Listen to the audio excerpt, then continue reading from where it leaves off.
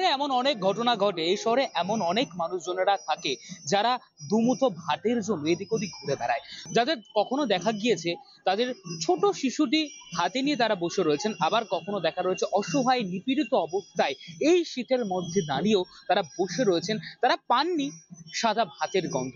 আর এই কথাটাকে ভেবেই খড়দায় এই মুহূর্তে চালু হলো অসহায় মানুষদের সাদা ভাত পৌঁছে দেবার নতুন প্রকল্প।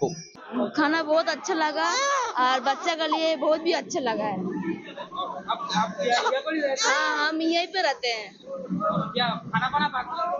नहीं उतना डेली नहीं मिलता, कभी कभी मिलता है, उतना डेली नहीं मिलता है।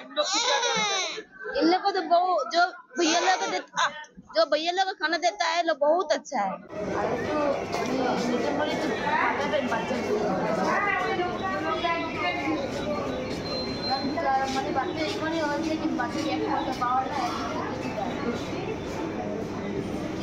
আর এই উদ্যোগে কি বলেছেন স্থানীয় কাউন্সিলররা আমরা শুনবো। এটা আজকে আমরা একটা 51 পরিচালনায় অসহায় হেসেল নামে প্রকল্প করলাম। এটা এখন টানা গরিব মানুষদের খড়দা স্টেশনে প্রত্যেকদিন রাত্রি 8টার সময় তাদের আহারের ব্যবস্থা করা হচ্ছে।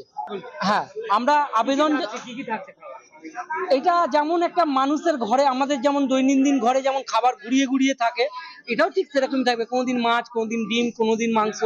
51বর্তী পরিবার যে উদ্যোগ নিয়েছে, সত্যি একজন খড়দাবাসী হিসাবে আমাদের এটা অহংকার। কারণ খড়দা সংস্কৃতির শহর, খড়দা মানুষের পাশে সবসময় থেকেছে। আপনারা এটা করোনার সময়তে দেখেছেন। আমি মনে করি যে স্বাধীন ভারত হয়েছে ঠিকই, দেশ স্বাধীন হয়েছে ঠিকই, প্রকৃত স্বাধীনতা বলতে আমরা বুঝি যেখানে অনাহার থাকবে না, অপুষ্টি থাকবে না। আমার শহর খড়দা থেকে জয়ন্ত মজুমদার, কলকাতা টিভি।